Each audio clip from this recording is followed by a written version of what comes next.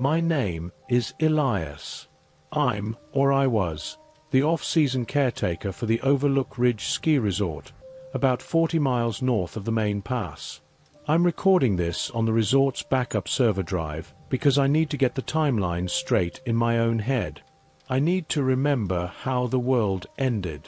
It didn't happen with fire, and it didn't happen with a scream.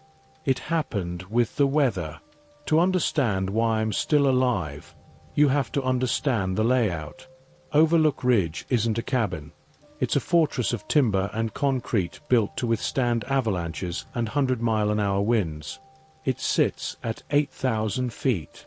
In the summer, it's a paradise for hikers. In the winter, it's a playground for the wealthy. But in the shoulder season, late October through November, it's a ghost town. Just me, the silence, and a facility worth $50 million. I took the job for the same reason a lot of guys take jobs like this.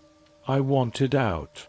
I wanted away from the noise of the city, away from a messy divorce, away from the constant digital hum of modern life. I wanted to fix boilers, check fuses, and read paperbacks by a fire. I wanted boredom. Be careful what you wish for. The first sign was the static. It was Tuesday, October 24th. I remember the date because I was scheduled to drive the company truck down to the Valley Supply Depot to pick up diesel for the generators. The morning started normal. Cold, crisp, that sharp mountain air that hurts your lungs in a good way. I was in the main lodge, a massive A-frame structure with floor-to-ceiling glass looking out over the valley. I was drinking coffee, black, staring out at the tree line. The spruce trees were dark green, almost black against the granite. Then I saw the cloud. It wasn't a normal storm front. Usually, storms roll in from the west, big bruised purple clouds that move fast. This was coming from the ground up. It looked like a thermal inversion, a thick bank of fog rising from the valley floor like water filling a bathtub. But the color was wrong. It wasn't white or gray. It was dull, like wet concrete. It swallowed the lower foothills, then the access road. I didn't think apocalypse. I thought wildfire. I grabbed the radio from my belt. We use old Motorola ruggedized handhelds up here because cell service is spotty at best. I keyed the mic to call Dan, the ranger at the station 10 miles down. Station 4. This is Overlook. Dan, you seeing this smog rolling up the 101? Looks thick. Over. Static. Not the crackle of an empty channel, but a heavy, dense white noise. It sounded like someone was holding the transmit button down in a room full of rushing water. I tried again. Dan? Station 4? Copy. Nothing. I figured the repeater was down. It happens. The wind knocks the alignment off the dishes on the peak. I wasn't worried yet. I finished my coffee, clipped the radio back to my belt, and decided to do my rounds before driving down to check on the fog. My routine was strict. It kept me sane. First, check the main breaker panels in the basement. The resort runs on grid power, but we have 2 massive diesel generators, size of a small car, ready to kick in if the lines snap. I checked the fuel levels, checked the oil pressure gauges. Everything green. Next, the boiler room. The lodge is heated by a hydronic system, miles of copper piping running hot water under the floorboards. I walked the perimeter, checking for leaks. The hum of the pumps was the only sound in the building. It was comforting, industrial, reliable. By the time I came back up to the lobby level, it was 11 a.m. That's when I noticed the light had changed.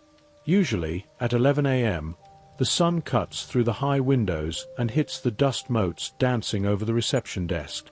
But the lobby was dim, flat. I walked to the massive glass wall that looked down the mountain. The fog wasn't in the valley anymore. It was here. It had swallowed the lower ski lifts. It was lapping at the edge of the parking lot, maybe 200 yards from the lodge. And it wasn't moving like fog. It was heavy. It didn't swirl. It drifted. It looked gritty, particulate. I walked out the front double doors, stepping onto the stone patio. The air tasted metallic, copper and old pennies. There was no wind, which was impossible at this altitude. The silence was absolute. No birds. No wind in the pines. Just that thick, grey wall advancing inch by inch up the asphalt. I walked over to my truck, a heavy-duty Ford F-350 with a plow mount on the front. It was parked near the garage, just outside the edge of the fog bank. I noticed a fine layer of dust on the hood. I wiped it with my finger. It wasn't ash. It felt greasy, almost silty, like powdered slate. It smeared grey on my skin and didn't wipe off easily. I got in the truck. I needed to see what was going on down the road. Maybe a chemical plant explosion in the valley? That would explain the smell and the color. I turned the key. The engine roared to life, a reassuring mechanical growl. I threw it in drive and started creeping down the access road toward the main gate. I made it maybe a quarter mile. The access road winds down the mountain in a series of switchbacks. As I rounded the first tight corner, diving into the top layer of the fog, visibility dropped to 0. High beams just reflected a wall of grey back at me. I slowed to a crawl, maybe 5 miles an hour, watching the yellow line on the side of the road. The radio in the truck was scanning. FM, AM, emergency bands. Just that same heavy, rushing static on every channel. Then, I saw the blockage. It was a delivery van. One of those generic white logistical sprinters. It was slewed sideways across the road, front bumper smashed into the guardrail. The driver's side door was open. I stopped the truck about 30 feet back. I didn't get out immediately. My instincts, maybe paranoia, maybe just common sense, told me to wait. I rolled the window down an inch. The smell was stronger here. It smelled like a cave, damp, earthy, and stale. "Hey!" I shouted. "You okay?" My voice sounded dead. The fog dampened the acoustics instantly. No echo. I put the truck in park, grabbed the heavy mag light from the center console, habit more than anything, and stepped out. The silence wrapped around me like a heavy blanket. The gravel didn't even crunch right under my boots. It felt soft, coated in that same grey silt. I walked toward the van. No blood on the pavement. No skid marks indicating high speed. It looked like he had just drifted into the rail. When I got to the open door, I looked inside. The driver was there. He was sitting in the seat, seatbelt still on. His hands were at 10 and 2 on the steering wheel. He was wearing a blue uniform, cap pulled low. "Buddy," I said, reaching out to tap his shoulder. "You hurt." I touched his jacket. It didn't feel like fabric. It felt stiff, hard, like starched canvas that had been left in the sun for 20 years. He didn't move. He didn't breathe. I leaned in closer, shining the light on his face. That image is burned into my retinas. It's the nightmare I see every time I close my eyes. His skin was grey. Not pale, not dead grey. Stone grey. The texture was wrong. It looked rough, like sandstone. His eyes were open, but the whites were gone. The pupils were gone. The entire eye was a solid, milky grey orb, like a marble. And his mouth was open slightly, frozen mid-exhale. But there was no breath. There was dust, that fine grey silt, coating his eyelashes, his lips, the dashboard, the steering wheel. It was like he had been sitting there for 100 years. I stumbled back, my heart hammering against my ribs like a trapped bird. Riggers? No, riggers don't happen this fast. The van engine was still ticking, cooling down. This had just happened.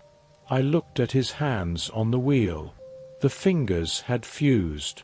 Not melted, but the skin between them had calcified, merging the fingers into the plastic of the steering wheel. He wasn't just dead. He was becoming part of the van. I backed away, scrambling, my boots slipping on the silty asphalt. I hit the grill of my truck hard, spun around, and scrambled into the cab. I locked the doors. Why? I don't know. Just instinct. I stared at the van through the windshield. The fog swirled around it, lazy and thick. And then I saw the movement. It wasn't the driver. He was a statue. It was in the back of the van. The rear doors were slightly ajar. Something was moving in the cargo area. A shape dropped out of the back of the van onto the road. It looked like a dog at first. A coyote maybe. But it moved wrong. It moved in jerks. Click. Drag. Click. Drag. It stepped into the beam of my headlights. It was a deer. Or it had been. Its fur was matted down with the grey sludge, hardening into a shell.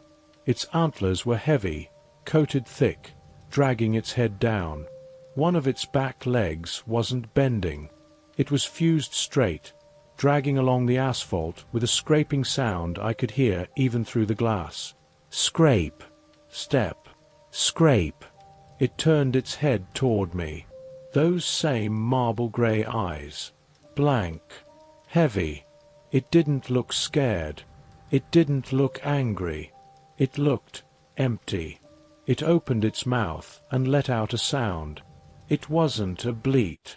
It was a dry wheeze, like air escaping a cracked pipe. A cloud of grey dust puffed out of its throat. I threw the truck into reverse. I didn't care about the switchbacks. I slammed on the gas, tires spinning on the grit, fishtailing backward before I whipped the wheel around a turn. I drove back up the mountain faster than I ever should have. I watched the rearview mirror the whole time. The fog was following me. It wasn't fast, but it was relentless. It was rising. I hit the resort parking lot doing 40. I skidded to a halt near the loading dock, killed the engine, and sprinted for the heavy steel service doors. I keyed the code with shaking hands, 1-9-8-0. The lock buzzed, and I threw myself inside, slamming the deadbolt home. I leaned against the cold steel of the door, sliding down until I hit the concrete floor. I tried to catch my breath, but the air in my lungs felt heavy. I coughed, spitting onto the floor. My spit was grey. I scrambled up, rushing to the slop sink in the mudroom. I turned the faucet on full blast and scrubbed my face, scrubbed my mouth. The water ran clear, thank God. I rinsed my eyes until they burned. I checked myself in the polished metal mirror above the sink. My face was red, raw from the scrubbing, but the grey was gone. I wasn't turning. Not yet. I spent the next hour in a frenzy. I call it the lockdown phase. It's that manic state where you don't think, you just do. I ran to the maintenance shed inside the main complex. I grabbed rolls of duct tape, plastic sheeting, silicone sealant. I went to every ground floor window and door. I taped the seams. I stuffed towels under the jambs. I sealed the vents that pulled air from the outside. The resort has an internal air recirculation system for heat efficiency. I switched everything to internal only. No fresh intake. If that fog got inside, if that silt got into the ventilation, by 2 p.m., the lodge was sealed tight. I was sweating, exhausted, my hands raw from tearing tape. I went upstairs to the main observation deck on the 3rd floor. It's the highest point in the lodge. I looked out the glass. The world was gone. The grey fog had reached the patio. It was pressing against the glass. It was so thick I couldn't see the trees 10 feet away. It was like being buried alive. And then the sound started. I mentioned the clicking earlier. But this was different. This was harmony. It started low, a vibration in the glass. I pressed my ear to the window. It was a hum, a low-frequency thrumming noise coming from outside. It sounded like a choir humming a single, discordant note. It wasn't mechanical. It was organic. It was thousands of throats, bird throats, deer throats, maybe human throats, all vibrating at the exact same frequency. I stepped back from the window. The glass was vibrating. I realized then that the silence was over. The fog wasn't just a carrier. It was a network. I retreated to the manager's office in the center of the building. No windows. Thick walls. I pulled out the facility blueprints. I needed to know my perimeter. Overlook Ridge has 3 sublevels. The basement, utilities, the sub-basement, storage and snowcat garage, and the maintenance tunnels that run under the ski runs to the lift towers. The tunnels. I froze. The maintenance tunnels had ventilation grates every 100 yards up the mountain. If the fog was heavy, heavier than air, it would sink. It would pour into those grates like water into a drain. It would fill the tunnels. And the tunnels connected directly to the sub-basement. I grabbed my keys and my radio. I needed to get to the blast doors that separated the lodge from the tunnel system. They were heavy, fire-rated steel. Usually, they were left open for ease of access. If they were open now, the lodge was already compromised. I ran. I didn't take the elevator. I took the stairs, taking them 3 at a time. Down to the lobby. Down to the basement. Down to the sub-basement. The air got colder as I descended. The hum from outside was fainter here, buried under tons of concrete. I reached the corridor leading to the tunnel access. The lights were flickering, fluorescents buzzing like angry hornets. At the end of the hall, 50 feet away, was the blast door. It was open, and spilling out of the tunnel mouth, creeping along the floor like dry ice in a bad horror movie, was the fog. I've been staring at my leg for an hour. The hole I cut is about the size of a 50-cent piece. It's ugly. The cauterization left a ring of blackened, blistered skin, and the smell of burnt hair and cooked meat is still hanging in the office air, mixing with that pervasive scent of wet pennies. But the grey is gone, I think. I keep checking the veins around the wound. I'm looking for, I don't know, tracking lines, hardening. I keep pressing my thumb into my calf muscle, testing the resistance. Is it softer than before? Is it turning to stone? Every time my muscle twitches, I flinch. Paranoia is a hell of a drug, but right now, it's the only thing keeping me alert. It's night now. Or, at least, I think it is. The clocks say 9 p.m. But outside, the world hasn't gone black. It's gone a luminous, sickly charcoal. The fog reflects the perimeter security lights I forgot to kill.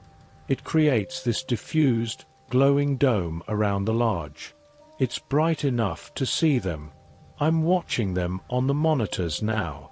I have a bank of 12 screens here in the manager's office. 4 are static, cameras down in the valley or the lower lift stations. They're gone. But the 8 covering the immediate perimeter of the lodge are crystal clear. There are 22 of them now. I counted. 22 shapes standing on the patio, in the parking lot, and near the equipment shed. They aren't moving. They aren't pacing like animals or shuffling like the zombies in those movies we used to watch. They are absolutely, perfectly motionless. The delivery driver, the one I saw in the van, he's moved to the front. He's standing right in front of the main glass doors of the lobby. He's facing the glass. His hands are at his sides. He looks like a commuter waiting for a train that's never coming. But his head is tilted back. His mouth is open wide, jaw unhinged slightly, facing the sky. And the others are doing the same. It took me a while to realize what they're doing. They aren't screaming. They're catching the silt. They're letting the fog settle into their throats, into their lungs. They are feeding on it. Or maybe it's feeding on them. Every few minutes, I see a puff of grey dust eject from their mouths, like a spore cloud. I zoomed the camera in on the driver. The resolution on these cameras is 4K, top of the line, meant for identifying license plates or vandals. I zoomed in until his face filled the screen. The texture of his skin has changed since this morning. It's coarser. There are tiny fissures running down his cheeks, like cracks in dry mud. And in those cracks, something is growing. Tiny, crystalline structures. Quartz, bone, I don't know. But he's armor-plating himself. I turned the audio gain up on the external microphones. The hum is louder now. It's resonating through the building's steel beams. It sounds like a tuning fork pressed against a skull. It changes pitch every few minutes. When it goes high, the statues, that's what I'm calling them, they all twitch. Simultaneously. A single, jerky spasm, like a glitch in a video file. When the pitch goes low, they settle. They're a network. I'm sure of it. I turned away from the screens. I couldn't watch it anymore. I needed to work. Fear makes you freeze. Work makes you move. I'm an engineer, not a soldier. I solve problems with wrenches, not guns. Problem 1. The breach. I sealed the blast door to the tunnels, but I saw the silt leaking in. Those seals are rubber. If this stuff calcifies rubber, makes it brittle, that door won't hold forever. Problem 2. The power. The generators are in the basement. They're loud. They're vibrating the floor. That vibration is a dinner bell. Also, they burn diesel. I have 1,000 gallons in the day tank downstairs. At current load, that's 3 weeks. But if the main external tank lines freeze or get blocked by this calcification, I go dark. And if the fans stop, the air filtration stops. I grabbed my pack. I needed to do a hard inventory of the sub-basement garage. That's where the heavy equipment is. That's where the snowcats are. The snowcats are piss-and-bully 600s. 12-ton beasts with heated cabs, independent air filtration, and tracks that can climb a 45-degree incline. If I have to leave, if the lodge is breached, the truck won't cut it. The tires will slip on this silt. But the cats, they'll crush anything in their path. I need to make sure one is prepped. I left the office. The hallway was dark, lit only by the red emergency strips running along the floorboards. The lodge felt massive and empty. You don't realize how much a building breathes until the people are gone. The settling of the wood, the groan of the ducks. Every sound made me stop and hold my breath. I had the flashlight in my left hand and a fire axe in my right. I broke the glass on the emergency case in the hallway to get it. It's heavy, with a fiberglass handle. It felt clumsy in my grip. I'm used to holding a socket wrench, not a weapon. I took the service stairs down, past the lobby. I didn't look at the glass walls. I didn't want to know if they were watching me walk past. Level B1. Utilities. The hum of the generators was deafening here. I checked the gauges. Oil pressure steady. Temp slightly high. The intakes might be getting clogged with dust. I made a mental note to check the filters later. Later. If there is a later. Level B2. The garage. The door to the garage is a heavy fire door. It was cool to the touch. I put my ear against it. Silence. No hum. No scratching. I swiped my keycard. The light turned green. I pushed the door open and stepped into the cavernous space. The garage is huge. A concrete bunker dug into the side of the mountain, big enough to park 4 massive grooming machines and a fleet of snowmobiles. The air here was colder, smelling of diesel and grease. I swept the light across the room. The 4 piston bullies were parked in a row, looking like sleeping red giants. Their tillers, the spiked rollers on the back used to groom snow, were raised. "Okay," I whispered. The echo was flat. I walked to the nearest machine, Unit 1. I climbed up on the track and opened the driver's side door. The cab smelled like stale coffee and pine air freshener. It felt normal, human.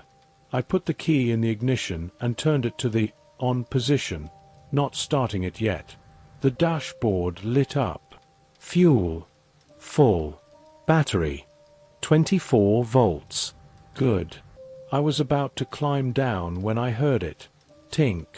A small sound. Metal on concrete. I froze, half in and half out of the cab. I killed my flashlight. The garage was pitch black, save for a faint, ghostly grey light filtering in from the skylights 30 feet above.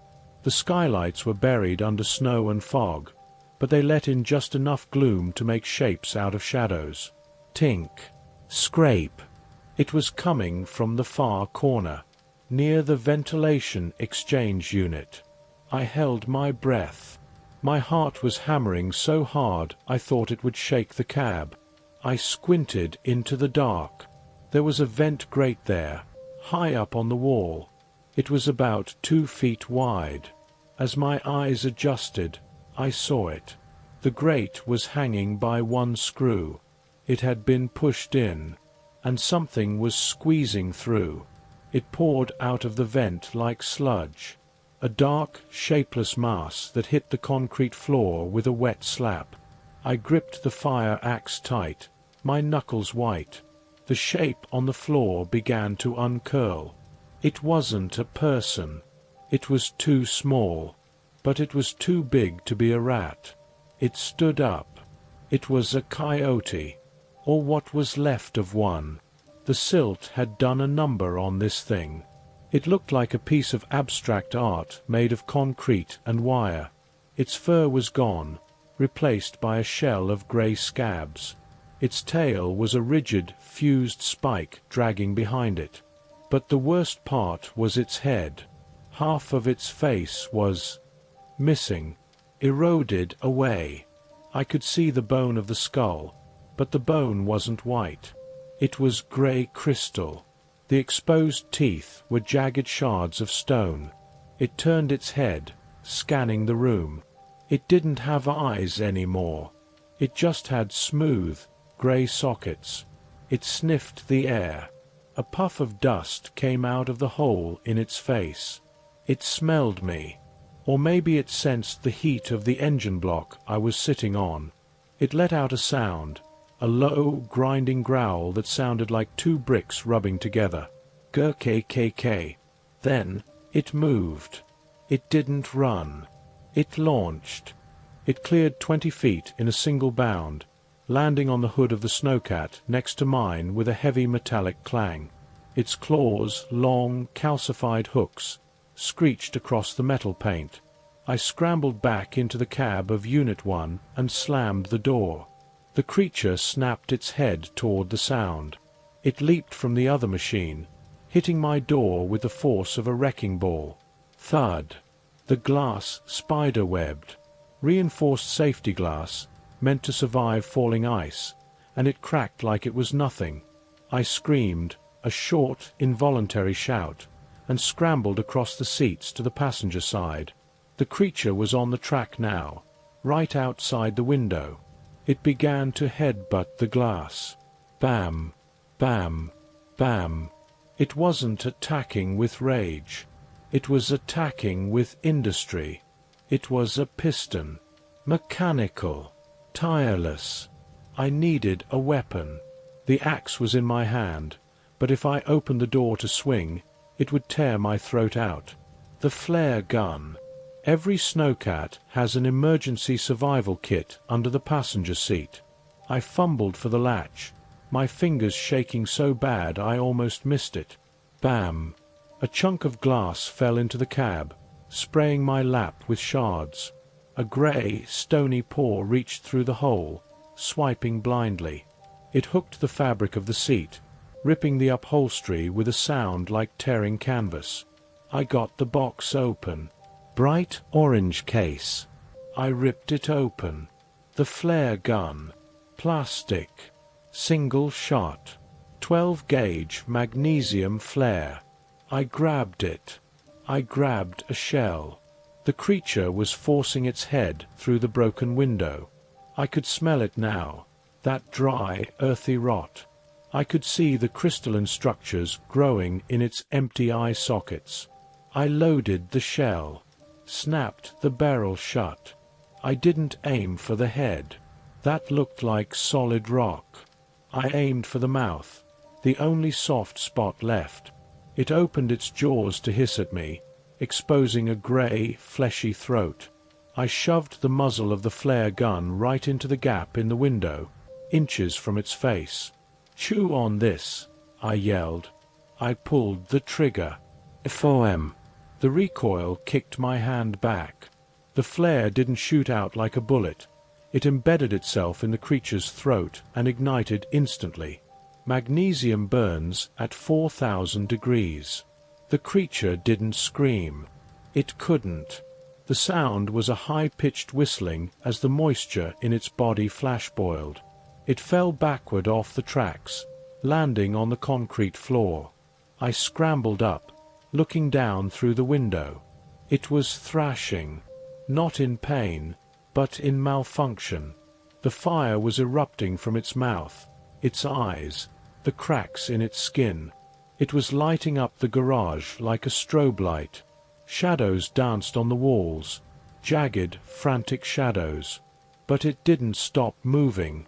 It was burning from the inside out, turning into a slag of molten grey goo, but its legs were still kicking, driving it in a circle on the floor.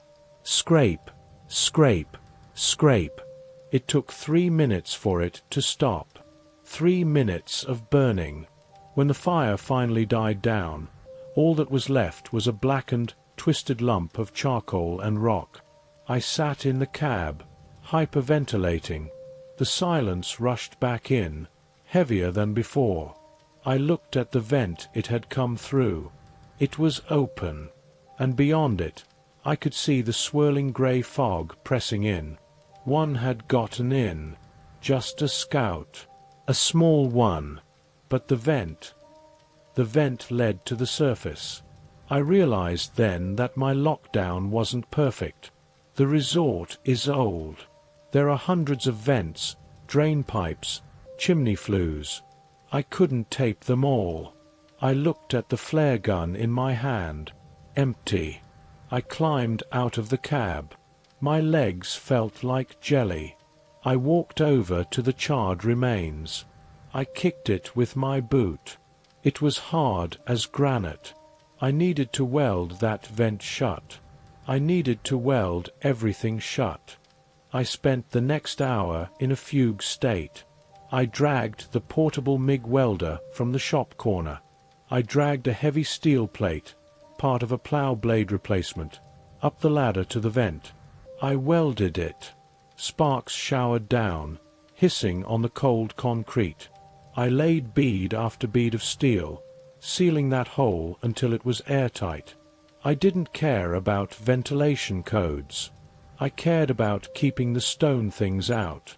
When I was done, I sat on top of the snowcat, staring at the door. I was safe in the garage. For now. But I had a new problem. The flare gun shot had been loud. In the enclosed garage, it sounded like a cannon. And sound travels. I climbed down and put my ear against the heavy fire door leading back to the lodge basement. I heard it. Thump, thump, thump. Heavy, slow. But this wasn't coming from outside. This was coming from the hallway. They were inside. Not the garage, but the basement. The blast door I sealed earlier, the one to the tunnels. It must have failed. Or maybe they found another way. I was cut off. The main lodge, my food, my monitors, my bed, was on the other side of that door, and between me and safety was a basement full of machinery, shadows, and them. I looked back at the snowcat. I could get in. I could open the main garage door and drive out. Into the storm. Into the dark. But where would I go? The roads are blocked. The world is silent. No. I had to retake the lodge. I looked around the garage for something better than a single-shot flare gun. My eyes landed on the maintenance locker for the avalanche control team. We keep charges there. Small dynamite sticks for triggering controlled slides. But that locker is double-locked, and the key is in the manager's office, which is upstairs. I scanned the tool bench. Hammers, wrenches, and then I saw it. The framing nailer. A Apollo'd pneumatic nail gun. It runs on compressed air cartridges. It drives a 3-inch steel nail through solid oak. I grabbed it. Checked the magazine. Full strip. I grabbed the air compressor cartridges. I grabbed a crowbar. I walked back to the fire door. The thumping had stopped. They were listening. Waiting. I took a deep breath. The air still tasted of magnesium and burnt ozone. "All right," I whispered. "Let's see if you bleed." I put my hand on the door handle. I opened the door. The hallway beyond the fire door was bathed in red. Emergency power had kicked in for this section. The overhead strips cast long, bloody shadows against the concrete walls. The air here was different than the garage. The garage smelled like oil.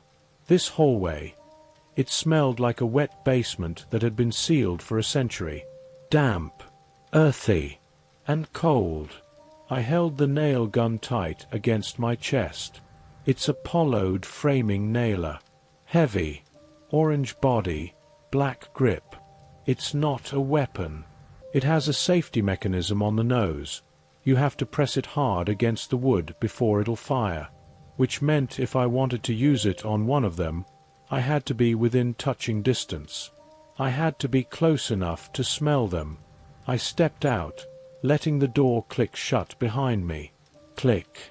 The sound echoed down the corridor like a gunshot. I flinched, waiting for a scream, a roar, something. Nothing. Just the low, vibrating hum of the generators down the hall, and that faint, maddening click-drag sound coming from somewhere. I moved forward. My boots felt too loud on the linoleum. I tried to roll my steps, heel to toe, like I'd read in some survival blog years ago. I felt ridiculous. I felt like prey. I reached the intersection. Left went to the elevators and the stairs up to the lobby. Right went to the blast door, the one I had sealed hours ago. I looked right. The blast door was still closed. The wheel lock was spun tight. But the bottom of the door, it was wrong. The rubber weather stripping, the heavy industrial seal meant to keep out drafts and smoke, was gone. It hadn't been torn off. It looked like it had dissolved.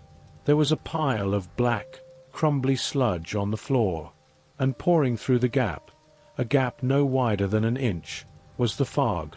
It flowed like dry ice, heavy and slow, curling around the floorboards, pooling in the low spots. And standing in the fog, facing the door, was a shape. It wasn't moving. It was just standing there, ankle-deep in the mist. It was wearing a grey jumpsuit. Maintenance. Steve. I whispered. I couldn't help it. Steve was the head of plumbing. We drank beers on Fridays. The shape didn't turn. It just stood there, staring at the blank steel of the blast door. Its posture was slumped, arms hanging low, knuckles brushing the floor. I raised the nail gun. The compressor cartridge hissed quietly. I took a step closer. The floor squeaked. Steve's head snapped around. Not a slow turn. A snap. Crack. His neck shouldn't have been able to twist that far. His chin was almost over his spine. His face was gone, covered in a mask of grey, barnacle-like growths. One eye was completely sealed shut by rock. The other was that milky marble sphere, twitching wildly in its socket. He didn't make a sound. He just looked at me. Then, his knees bent. He lunged. It wasn't a run. It was a scramble, using his hands as much as his feet, like an ape. He covered the 20 feet between us in seconds. I panicked. I didn't have time to aim. I just shoved the nail gun forward as he collided with me. He hit me hard, driving the wind out of me. He smelled like sulfur and wet dog. His hands, hard as stone, grabbed my jacket. I felt the fabric tear. I jammed the nose of the nailer into his shoulder.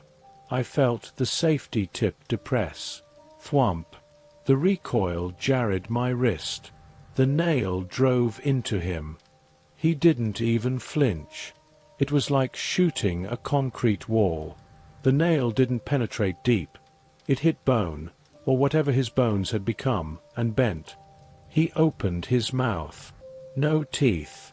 Just jagged ridges of calcified gum. He tried to bite my face. I screamed, driving my knee into his stomach. It was like kicking a bag of rocks. I shoved the nail gun up, under his chin, into the soft flesh of the throat. Thwump. This time, the nail went in. He seized. His whole body went rigid, vibrating like a live wire. He let go of me and fell backward, clutching his throat. A thick, grey paste oozed around the nail head. I didn't wait to see if he stayed down. I scrambled back, kicked him in the chest to create distance, and ran for the stairs. I hit the stairwell door, shoulder-checking it open. I stumbled up the concrete steps, gasping for air. My chest burned. My jacket was ripped open, exposing my flannel shirt. I checked my skin. No scratches. No grey smudges. Thank God. I made it to the ground floor landing, the lobby level. I paused at the door, hand on the handle. I needed to get to the manager's office. That was the command center. But to get there, I had to cross the main lobby. The lobby is the centerpiece of Overlook Ridge. It's beautiful. Cathedral ceilings, timber beams, a massive stone fireplace, and, most importantly, a wall of glass 30 feet high facing the mountain. I cracked the door open an inch. The sound hit me first. It was louder up here. Much louder. The glass was vibrating so hard I could hear it rattling in the frames. I peered out. The lobby was dim, lit only by the grey ambient light filtering in from the storm. And the windows. Oh God, the windows. They were black with shapes. There were hundreds of them outside now. Not just 20. Hundreds. They were pressed against the glass, shoulder to shoulder, a wall of grey bodies. Men, women, children. Some were still wearing ski gear, bright neon jackets that looked grey under the coating of silt. Others were in tattered clothes. They weren't attacking the glass. They were just leaning, pressing their weight against it. The glass was bowing inward. I could see the reflection of the room warping in the pane. I stepped into the lobby, crouching low behind the reception desk. I needed to be quiet. If they saw me, if they decided to push together, that glass would shatter, and the ocean would come in. I crawled. My knees dragged on the expensive Persian rugs. I looked up at the glass wall as I moved. I saw faces pressed against the pane, flattened noses, lips spread wide against the glass, eyes rolling in their sockets, scanning the room. They looked like fish in a crowded tank. Then, I saw one near the center. It was taller than the others. It was wearing a ranger's uniform. Dan. It was Dan, the guy I tried to radio this morning. He was pressed against the glass, but he wasn't looking into the room. He was looking up, towards the ceiling, and he was tapping. Tap, tap, tap. One finger, fused into a bony point, was rhythmically hitting the glass. Tap, tap, tap. It wasn't random. It was a code. I froze behind a leather armchair. I listened. Tap, tap, tap. Pause. Tap, tap, tap. Pause. Tap, tap, tap. So S? No. It was 3 taps. Then silence. Then 3 taps. He was testing the resonant frequency of the glass. A chill went down my spine that had nothing to do with the cold. They weren't mindless zombies bashing down doors. They were engineers. They were finding the weak point. I had to move. The manager's office was down the east hallway, past the gift shop. I scurried across the open floor, feeling exposed, feeling 1,000 dead eyes on my back. Crack. A sound like a gunshot rang out through the lobby. I dropped flat to the floor, covering my head. I looked at the window. A spiderweb fracture had appeared right where Dan was tapping. The humming outside stopped instantly. The tapping stopped. Total silence. They knew. They found it. Then, slowly, the pressing resumed. I could hear the glass groaning, a high-pitched squeal of safety laminate being stretched to its limit. I scrambled to my feet and ran. Forget stealth. I sprinted down the hallway, listening to the glass protest behind me. I threw myself at the office door, fumbled with my keys, dropping them once, cursing, picking them up, and jammed the key in. I tumbled inside and slammed the deadbolt. I collapsed against the door, hyperventilating. Safe, I wheezed. Safe. But the word felt like a lie. I looked at the monitors. The bank of screens was still glowing, bathing the dark office in blue light. I looked at the feed from the lobby cam. The crack in the window was growing. It was creeping up the pane like a vine. And outside, the crowd was shifting. They were making room. Something was coming through the crowd. The mob of statues parted. They didn't shuffle aside. They slid, grinding against each other. And walking through the gap was something I hadn't seen before. It was big, maybe 7 feet tall. It didn't look human anymore. It looked like a walking tumor of rock. Its shoulders were massive, uneven, covered in thick plates of grey callus. One arm was significantly larger than the other, dragging on the ground like a club. It walked up to the crack in the glass. It raised that massive arm. I realized then, the silt doesn't just make them hard. It evolves them. It creates tools. The tank, that's what I named it right then, pulled its arm back. I looked away from the screen. I couldn't watch the impact. Boom. The floor under my feet shook. Boom. The glass held. For now. But I had minutes, maybe seconds, before the lobby was overrun. I needed a plan. The nail gun was a joke. The fire axe was a toy against these things. I needed an exit strategy. But I was trapped. The basement was compromised. The lobby was about to fall. The upper floors were a dead end. I looked at the blueprint on the wall. My eyes traced the lines of the facility frantically. Ventilation, power, water, sewer, wait, avalanche control. I remembered the locker in the garage. The one I couldn't open because the key was up here. I scanned the desk. The key ring labeled hazmat. It was there, hanging on a hook by the filing cabinet. But I couldn't go back to the garage. The basement was full of them, unless... I looked at the blueprint again. There was a dumbwaiter, a service lift for moving heavy files and cash boxes from the manager's office down to the secure vault in the sub-basement. The shaft ran straight down. It bypassed the lobby. It bypassed the generator room. It dumped out right next to the snowcat garage. It was small. A metal box, maybe 3 feet by 3 feet. I looked at the hazmat keys. I grabbed them. I ran to the corner of the office where the dumbwaiter panel was. I hit the call button. Whir. The machinery groaned. It was old. I hadn't used it in years. I waited, nail gun pointed at the door, listening to the boom. Boom. From the lobby. The intervals were getting shorter. Ding. The small metal doors slid open. The box was tiny.